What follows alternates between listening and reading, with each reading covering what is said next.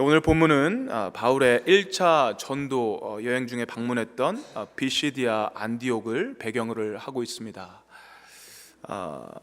처음 비시디아 안디옥에 도착한 바울과 바나바는 제일 먼저 유대 회당에 들어갑니다. 그리고 거기서 복음을 전하게 되죠. 감사하게도 이 비시디아 안디옥에서 복음을 들은 사람들이 아주 기쁘게 반응을 하게 됩니다. 바울이 전한 이 복음이 얼마나 좋았던지 사람들은 다음 안식일에 꼭 다시 와서 이 말씀, 당신이 전한 이 복음을 또 한번 전해달라고 그들을 초청합니다. 42절, 43절을 한번 같이 읽겠습니다. 시작. 그들이 나갈새 사람들이 청하되 다음 안식일에도 이 말씀을 하라 하더라. 회당의 모임이 끝난 후에 유대인과 유대교에 입교한 경건한 사람들이 많이 바울과 바나바를 따르니 두 사도가 더불어 말하고 항상 하나님의 은혜 가운데 있으라 권하니라. 사도 바울이 전한 이 예수 그리스도의 복음, 이 복음에 사람들이 반응을 합니다. 이 복음을 듣고 은혜를 받기 시작하는 겁니다. 그래서 이 바울과 바나바를 쫓았고 그들에게 바울과 바나바에게 쫓았고 그들에게 다시 한번 와서 이 말씀을 전해달라고 얘기를 하게 되죠. 그리고 그렇게 쫓았던 그 사람들을 향해서 바울과 바나바는 늘 하나님의 은혜 가운데 있으라는 권면을 하게 됩니다. 복음의 말씀을 전하는 바울과 바나바, 그 복음의 말씀을 듣고 은혜를 받아서 그들이 들은 복음을 또 듣고 싶다며 바울과 바나바를 다시 초대하는 이 사람들, 또 그런 그들에게 항상 하나님의 은혜 가운데 있으라고 권면하는 또 바울과 바나바. 여러분, 이 오고 가는 이 모습들을 볼 때 참 마음이 따뜻해지는 것을 느낄 수 있습니다. 아주 훈훈한 모습으로 이 비시디안 안디옥 첫 안식일이 지났습니다. 그리고 일주일이 지나 다음 안식일이 됩니다. 바울과 바나바는 그들이 요구했던 것처럼 다시 복음을 전하러 유대인 회당으로 발길을 옮기게 됩니다. 근데 회당에 들어가려고 그러는데 이 회당에는 사람들이 가득 차 있습니다. 우리 44절 제가 같이 읽겠습니다. 그 다음 안식일에는 온 시민이 거의 다 하나님의 말씀을 듣고자 하여 모이니, 이 동네 사람들이 거의 다 모인 겁니다. 하나님의 말씀을 들으려고 이곳에 모인 거죠. 아마도 이 지난 안식일에 들었던 이 복음에 대해서 이 여기저기 자기가 아는 사람들마다 이야기를 했던 것 같습니다. 가족, 친척, 친구들, 이웃들, 그들이 아는 사람들은 만나는 사람마다 이 복음을 들어야 한다고 초청을 했던 것 같아요. 그래서 이 바울이 전한 이 복음이 이 동네에 쫙 퍼지게 된 것입니다. 아마 사람들이 만나는 곳마다 아마 이 이야기로 사람들이 이야기를 했을 것입니다. 복음에 대해서, 바울에 대해서, 바나바에 대해서. 이 복음으로 이 동네가 들썩이는 모습을 저희들이 볼 수가 있습니다. 그래서 이 두 번째 안식일 날 사람들이 모이기 시작합니다. 온 동네, 온 시민들이 거의 다 하나님의 말씀을 들으려고 모였습니다. 그런데 안타깝게도 복음을 들으려고 모인 많은 사람들을 보고 유대인들은 아주 안 좋은 반응을 하기 시작합니다. 13장 45절에 유대인들이 그 무리를 보고 시기가 가득하여 바울이 말한 것을 반박하고 비방하거늘, 그들이 시기심으로 가득 차서 바울과 바나바가 한 말을 반대하고 또 바울과 바울을 비방하는 모습을 우리가 볼 수가 있습니다. 이 복음, 좋은 소식, 굿뉴스, 생명을 살리는 이 귀한 이 복음이 이 사람들에게 퍼지고 이 동네가 들썩일 만큼 이 복음의 파급력이, 영향력이 이곳에 있는데요, 사람들이 이 복음을 들으려고 수많은 사람들이 모인 가운데에 갑자기 이 유대인들이 들고 일어나는 겁니다. 그리고 방해를 하기 시작하는 것입니다. 이 비시디아 안디옥에서 순조롭게 이 복음 전도 사역이 진행이 되고 있었는데 갑자기 유대인들 때문에 난관에 부딪힌 것입니다. 순조롭게 잘 되던 사역, 사람들이 따르고 사람들이 거기에 좋게 반응하는 그 시점에서 또한 안 좋은 상황이 지금 연출이 된 거죠. 여기서 우리가 배울 것이 하나 있습니다. 그것은 하나님의 일은요, 무조건 순조롭게만 진행되지 않는다라는 것입니다. 때로는 굿뉴스가 선포될 때에는 이 배드 뉴스, 안 좋은 이런 소식도 또한 같이 퍼질 때도 있다라는 것을 우리가 생각해야 된다라는 것입니다. 교회가 사역이 잘 되고 또 부흥이 일어나고 사람들이 주님의 말씀에 좋게 반응하고 사람들이 은혜를 받고 예수님을 잘 믿으려고 하는 그런 시점에 또한 힘들고 어렵고 안 좋은 그런 소식도 우리가 들릴 수 있다라는 것이에요. 왜 그럴까요? 이는 바로 사단이 가만히 두지 않는 거라고 생각해요. 하나님의 사역이 일어날 때, 하나님의 복음이 선포될 때, 하나님이 일을 하시고 계실 때 사람들이 거기에 좋게 반응을 하고 거기에 사람들이 반응을 하고 이제는 예수님을 믿겠다고 사람들이 모일 때에 사단이 그걸 가만히 두지 않는다라는 것입니다. 사단이 그것을 보고 또한 열심히 방해 작업을 할 때가 있다라는 것입니다. 어떻게 사단이 방해 작업을 했습니까? 시대에 있는 유대인들을 통해서 일을 하게 되는 거죠. 유대인들에게 어떤 일이 일어났습니까? 왜 그들은 갑자기 사도들에게 이런 방해 공작을 하는 겁니까? 이유는요, 바로 그들에게 시기심이 생겼다라고 얘기합니다. 시기심. 거의 모든 시민들이 복음을 들으려고 모인 이 시점에서 그 사람들이 많이 모인 그 모습을 보고 유대인들이 갑자기 시기심이 일어났다고 그래요. 시기심. 이 시기라는 단어, 이 히랍 원어를 보니까 이 젤로라는 말을 하고 있습니다. 젤로. 이 말의 뜻이요, 비교하다라는 말이에요. 비교하다. 우리가 언제 시기하지요? 비교할 때 시기하게 됩니다. 우리가 다른 사람들과 우리를 비교하게 될 때 시기가 오는 거죠. 다른 사람들과 나를 비교할 때 마음이 불편해지면서 마음이 상할 때가 있습니다. 우리는요, 비교에 굉장히 익숙한 삶을 살고 있습니다. 사회 전체가 이 비교에 대해서 굉장히 익숙한 그런 시스템이 있어요. 비교를 하고 누구는 1등이고 누구는 2등이고 누구는 3등이고 누구는 최고의 삶을 살고 누구는 중간쯤의 삶을 살고 누구는 정말 밑에 바닥의 인생을 사는 그런 어떤 비교, 그런 어떤 순위 속에서 우리가 살고 있다라는 것입니다. 근데 여러분, 하나님께서는요, 저희를 다르게 지으셨어요. 우리가 각각이 다르다라는 것을 인정해야 됩니다. 성격도 다르지만 우리가 가지고 있는 환경도 다르다라는 겁니다. 믿음을 갖고 있다라는 것은 하나님이 주신 그런 다른 환경, 성격, 이 안에서 하나님의 살아계신 것을 알고 하나님의 은혜를 경험하고 거기서 만족할 수 있는 것, 그것이 예수님 믿는 사람들, 우리들이 하는 것이라고 생각해요. 근데 비교를 하면요, 불행이 시작되는 거라고 생각해요. 어떤 사람들은 정말 누가 봐도 충분히 행복한 그런 생활을 하고 있는 것 같은데 굉장히 불행한 그런 삶을 사는 분들이 많이 있습니다. 너무나도 외적으로 보면 행복해요. 있는 것 다 있고요. 다 있습니다. 풍족한 삶을 살고 있습니다.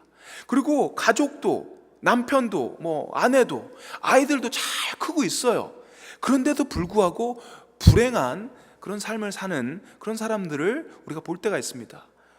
가만히 보면 그 사람들이 다른 사람들과 비교하면서 불행해지는 모습을 봅니다. 요새 여러분 그 페이스북, 그 인스타그램 이런 거 많이 하시죠? 근데 여러분들 그 보시면 사람들이 요새 이제 올리는 사진들이 여러 개가 있어요. 근데 대부분 보면 어떤 거 올리죠? 페이스북 하시는 분 있으시죠? 없으세요? 페이스북 하시는 분 잠깐만 손 들어 보시겠어요? 제가 파악을 좀 하려고요. 한 분?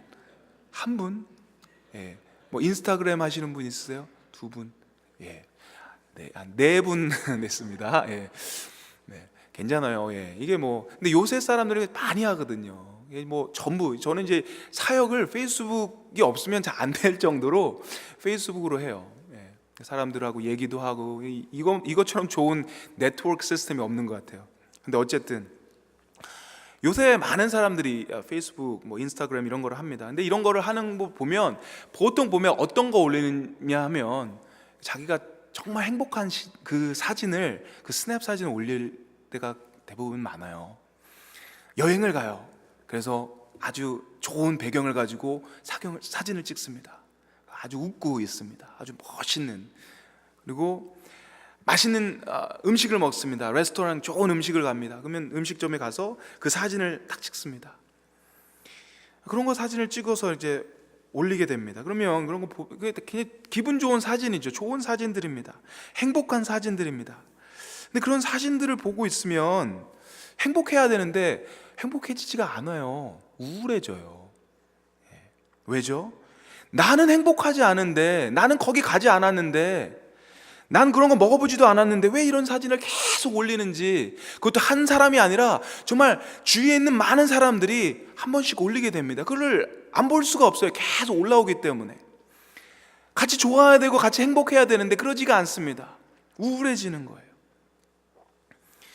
그런 사진을 보고 있으면 다른 애들은 다 잘하고 있는 것 같고 잘 행복한 것 같은데, 다른 아이들은 잘 크고 있는 것 같고 다른 부부는 다 사랑하고 알콩달콩 정말 이쁘게 살고 있는 것 같은데 내 현실은 그게 아니거든요. 그러니까 불행한 것 같아요. 나는 여기서 뭐 하고 있는 거지? 이런 사람들 저기 가서 이렇게 좋은 음식점에 이렇게 좋은데 정말 행복하게 살고 있는데 내 현실, 내 직장, 내 삶, 내 가정 마치 굉장히 내가 행복하지 않다라는 그런 느낌을 우리가 그것을 보면서 받고 있다라는 것입니다.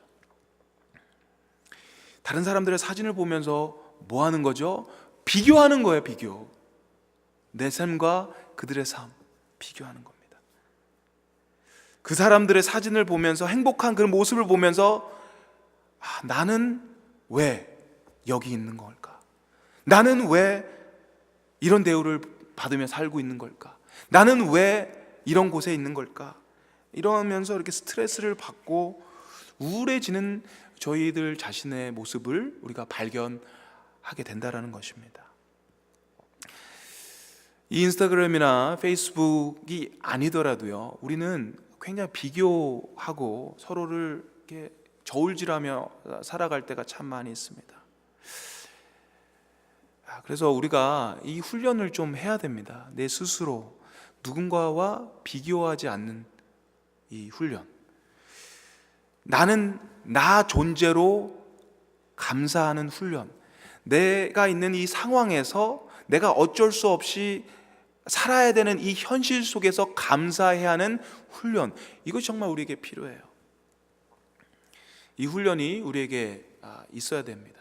예전에 우리 담임 목사님께서 이런 말씀을 하셨어요. 하나님은 나를 모세로 부르지 않으셨습니다. 하나님은 나를 바울로 부르지 않으셨습니다. 하나님은 나를 베드로로 부르지 않으셨습니다. 나를 하나님께서는 나로 부르셨습니다. 정말 이 말씀이 정말 저에게는 굉장히 크게 다가왔어요. 모세와 바울 정말 훌륭한 사람들 아닙니까? 정말 큰 거장들 아닙니까? 신앙의 정말 선배들 아닙니까? 배울 점이 참 많이 있죠. 하지만 그렇다고 해서 제가 모세와 바울, 베드로처럼 똑같이 살 필요는 없다라는 겁니다. 나는 나대로 하나님께서 특별한 목적을 가지고, 하나님은 나는 나대로 하나님께서 특별하게 지으시고, 나는 나대로 그렇게 살도록 하나님께서 그 목적 안에서 나를 이 땅에 태어나게 하셨다라는 거예요.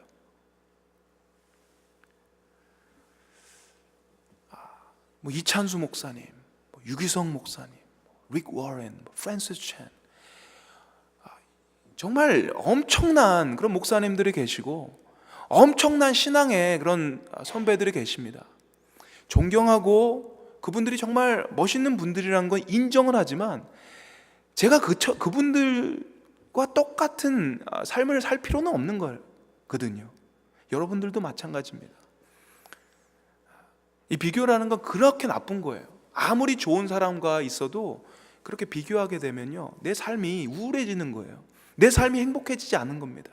내 삶 속에 contentment, 하나님이 주신 그 satisfaction이 없어진다라는 겁니다. 나는 하나님이 주신 나로서 감사해야 된다라는 겁니다. 성경에 나오는 인물 중에 이 시기 때문에 불행한 삶을 살았던 한 사람이 있었습니다. 그 사람의 이름이 사울이었습니다. 사울 왕. 사울은요, 평생을 다윗을 시기하며 살았어요. 사람들이 사울은 천천히요, 다윗은 만만히로다, 노래까지 부르니까 완전히 이 시기심의 이 극으로 다른 겁니다. 그래서 이 다윗을 죽이려고 쫓아다녔습니다. 근데 보면요, 사울이 굉장히 괜찮은 사람입니다. 굉장히 크고 또 외모도 출중하고 충출하고 출중하고, 네, 감사합니다. 네, 출중하고 잘 괜찮은 좋은 왕이에요. 근데 다윗이라는 사람하고 비교하기 시작하니까 계속해서 인생이 꼬이는 겁니다. 망가지는 겁니다. 결국에는 이 사람이 인생이 실패하게 되는 거예요. 왕으로서, 어떤 아버지로서 완전히 망가진 그런 삶을 살게 되는 겁니다. 비교하고 시기하게 되면 인생은 꼬이게 됩니다. 망가지게 됩니다. 만족이 없고요, 거기서 행복을 찾을 수 없습니다. 비교하지 마시기 바랍니다. 우리 옆에 분들에게 한번 이렇게 얘기해 주셨으면 좋겠습니다. 여러분 옆에 분들을 보시면서요, 당신은 참 멋진 사람입니다.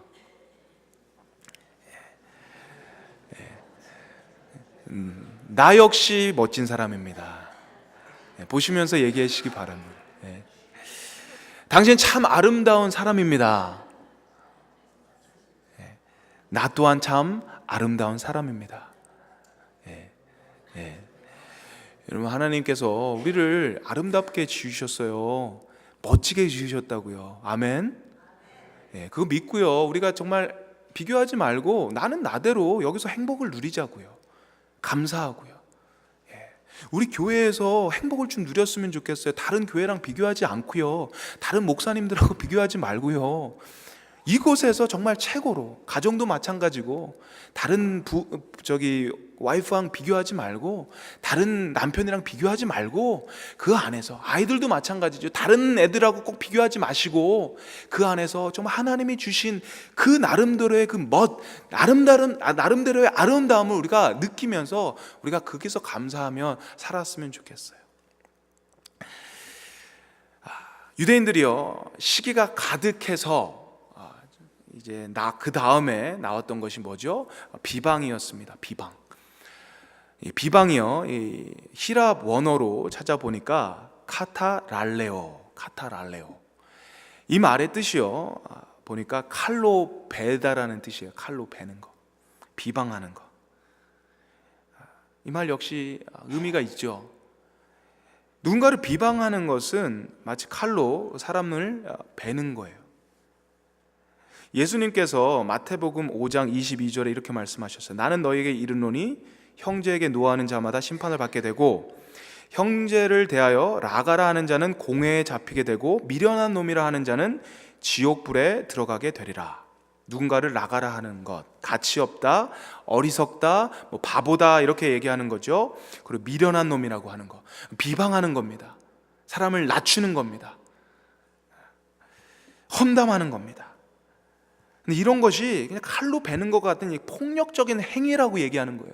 그래서 이것에 대해서 정말 엄중한 경고를 하게 되는 거예요. 공회에 잡히게 되고 미련한 놈이라 하는 자는 지옥불에 들어가게 되리라. 이게 얼마나 큰 죄고 얼마나 큰 폭력성을 갖고 있고 이게 얼마나 사람들을 해치는가에 대해서 굉장히 엄중하게 얘기하는 것이 바로 마태복음 5장 22절에서 예수님이 하신 말씀이에요. 여러분, 누군가 여러분 비방을 할 때, 누군가가 여러분 비방할 때가 있었을 것입니다. 정말 칼에 베이는 그런 아픔, 그런 느낌 여러분 경험했을 거예요. 이 비방의 말을 듣고 누군가 나를 갖다 험담을 하고 나의 정말 자존심을 완전히 박살내는 그런 여러 경험을 여러분 했을 겁니다. 그것 때문에 좌절이 되고 판단력이 막 흐려지고 막 무기력해지고 막 살기가 싫어지는 것을 여러분 한 번쯤 경험하셨을 거라고 생각해요. 이런 교회 공동체 속에서도 아니면 사업을 하시다가도 정말 이런 말씀을 이런 이야기를 우리가 정말 듣기 싫지만 들을 때가 있죠. 여러분들 예수님 믿는데 같이 가고 막 싸우고 멱살 잡고 한판탕 이렇게 싸우고 싶은데 예수님 믿는 것 때문에 그러지도 못하고 그러니까 더 막 스트레스가 쌓이고 그러지 않습니까? 이 비방이라는 것은 너무 아픈 거예요. 누군가 나를 갖다가 막 낮게 얘기하고 나를 갖다가 업시하고 나를 미련하다고 얘기하고 그것이 그것이 정말 내가 정말 잘못한 일에 대해서 받는 비난이라도 아픈데 그렇지 않고 내가 하지 않고 내가 좋은 의도로 했는데 나는 좋게 하려고 했는데 그런 비방을 당하면 오늘 패시지에서 얘기한 것처럼 바울과 바나바처럼 정말 이 복음을 가지고 정말 바다를 건너고 배를 타고 산을 건너서 정말 너희들한테 와서 이 복음을 전하는데 너네가 어떻게 이런 이야기를 하느냐 화가 나고 너무 억울할 것 같아요. 비방을 들으면 너무너무 속상하죠. 너무너무 힘들죠. 좋은 의도로 했는데 그런 이상한 이야기를 들으면 그를 견딜 수 있는 사람이 얼마나 되겠어요. 그런데 오늘 본문에 이야기가 이래요. 비방을 듣고 사람들의 시기가 가득해서 비방을 듣고 사람들에게 그런 이야기를 듣던 바울과 바나바의 반응이요 46절에 나옵니다. 우리 한번 46절 같이 한번 읽어봤으면 좋겠습니다. 시작.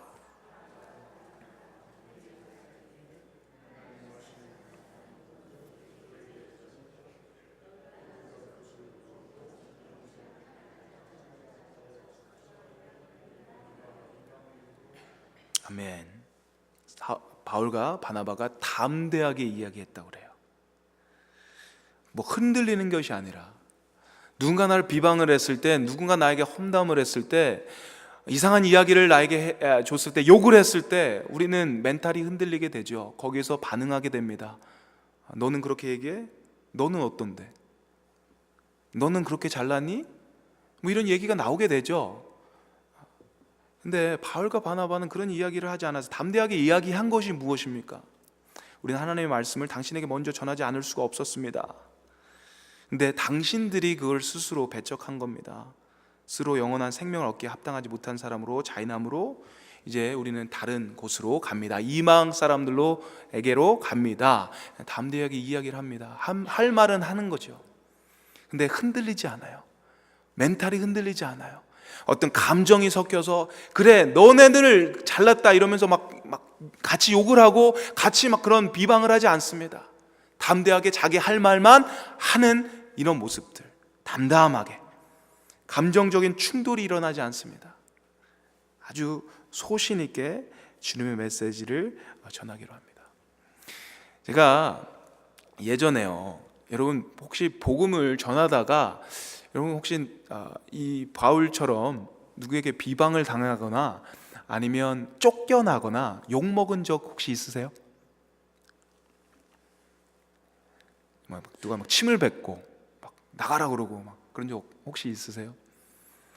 저는 아주 그 경험이 한 번 있었어요. 예전에 중앙아시아 그 선교 갔을 때 그런 경험이 한 번 있었어요. 그 마을에 가서 그 전도를 했는데 그 사람들이 많이 모였어요. 많이 모여왔습니다. 모여와서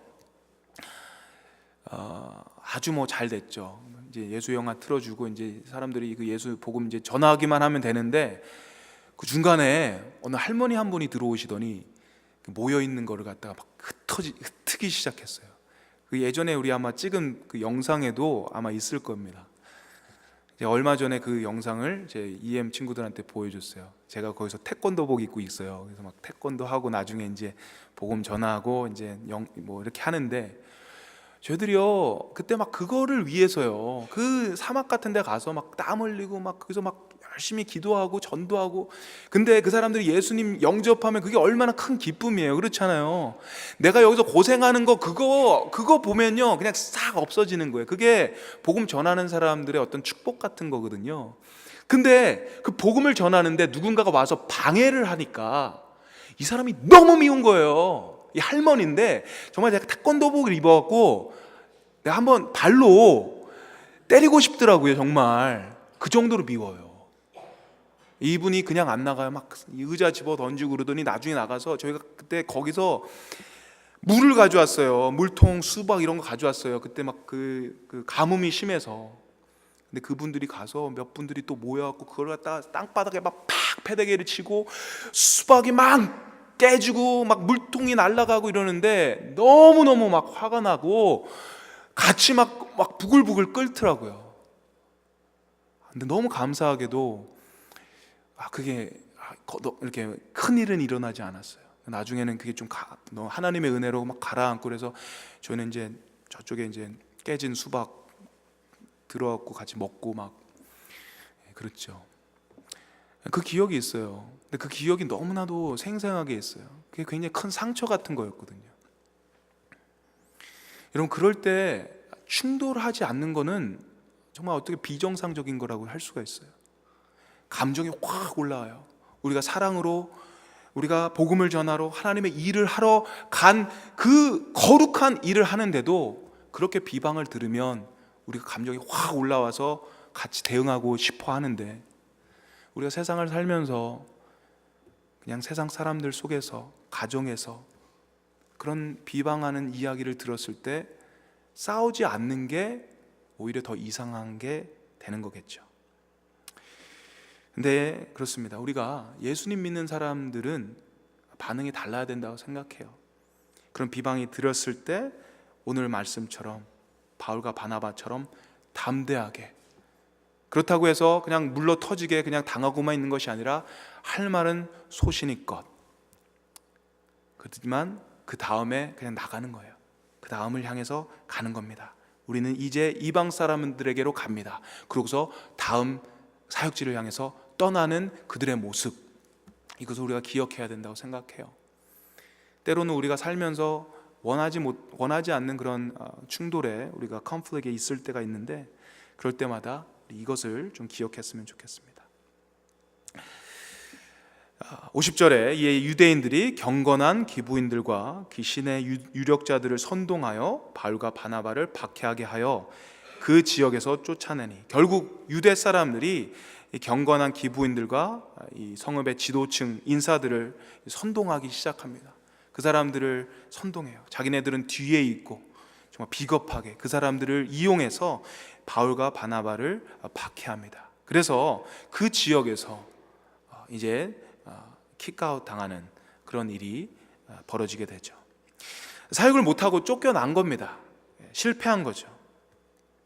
너무 속상할 수도 있고 너무 분할 수도 있고 화날 수 있는데 끝까지 바울과 바나바는 담대합니다.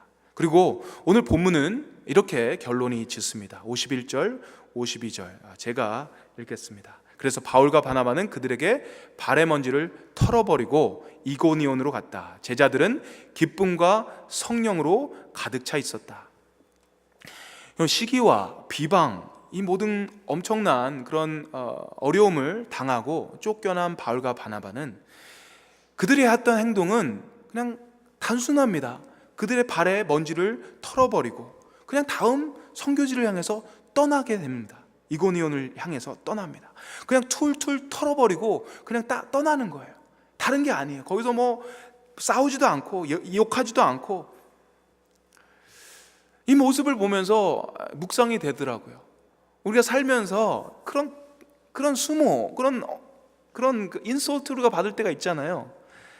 그런 감정들, 그런 안 좋은 기억들을요, 우리가 갖고 있는 것이 아니라 우리 바울과 바나바처럼 그냥 툴툴 털어버리는 거예요.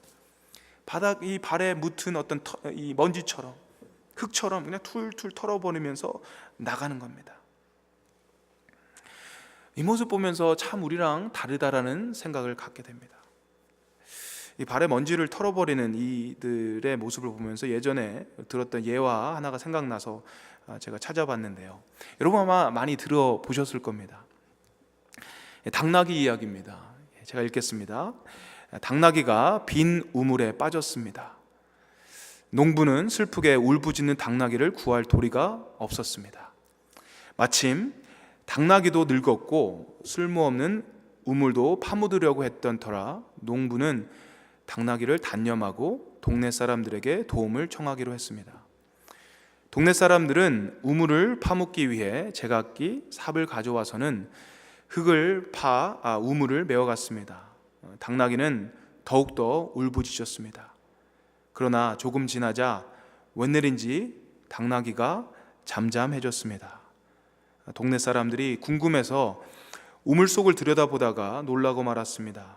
당나귀는 위에서 떨어지는 흙털미를 털어서 바닥에 떨어뜨리며 발밑으로 흙이 쌓이게 하였습니다. 그리고 흙더미를 타고 점점 높이 올라오고 있었습니다. 당나귀는 자기를 묻으려는 흙을 이용해서 무사히 그 우물에서 빠져나올 수 있었습니다. 이 이야기 혹시 들어보셨지요? 이 이야기가 오버랩이 되더라고요. 이 바울과 바나바, 유대인들로부터 상처를 받았습니다. 처음부터 그러면 좋은데 이 사람들이 처음엔 되게 좋게 반응했거든요. 막 따라다녔고 막 물어보고 다시 오라고 그랬고. 그런데 그 사람들로부터 이런 상처를 받는 거죠. 말도 안 되는 이야기, 그들의 자존심을 긁는 그런 이야기. 근데 그런 이야기를 다 듣고서 그냥 담대하게 소신껏 자기 이야기만 하고 다음 행선지를 향해서, 선교지를 향해서 가는 이 바울과 바나바의 모습. 사랑하는 성도 여러분, 우리가 가정과 사업, 또 우리가 섬기는 교회, 우리가 하나님의 일을 하면서 우리가 혹시 듣는 이야기들, 비방들, 또 시기들 이런 들을 때 있을 것 같습니다. 때로는 우리의 자존심이 낮게 되는, 자존감이 무너지게 되는, 마음이 막 찢어지는 그런 소리를 여러분 듣고 마음이 많이 어려울 때가 여러분 있을 거라고 생각합니다. 그때 우리가 해야 되는 게 뭐죠? 털어버리는 겁니다. 훌훌 털어버리는 거예요. 그 먼지와 그 흙과 그 오물들, 그런 것을 갖다가 툴툴 털어버리고 그를 밑으로 그냥 떨궈 버리는 겁니다. 그렇게 되면 그 먼지와 흙은 나중에 오히려 나를 높이는데 발판이 되는 그런 놀라운 경험을 우리가 할 줄 믿습니다. 그리고 털어버리고 그냥 계속해서 우리가 하나님이 주신 그 일들, 하나님이 주신 사명을 계속해서 해 나가는 겁니다. 다음 행선지를 향해서, 다음 사역지를 향해서 나가는 바울과 바나바처럼 우리가 가지고 있는 나쁜 감정들, 아픔들 여러분 이 시간 털어버리고 하나님이 주신 2018년도에 하나님이 주신 여러분의 행선지, 선교지, 사역지를 향해서 담대하게 나가시기를 주님의 이름으로 축원합니다. 그리고 그 안에 복음의 기쁨과 성령의 충만함으로 채워지기를 주님의 이름으로 축원합니다. 아멘. 우리 잠깐 기도하기를 원합니다.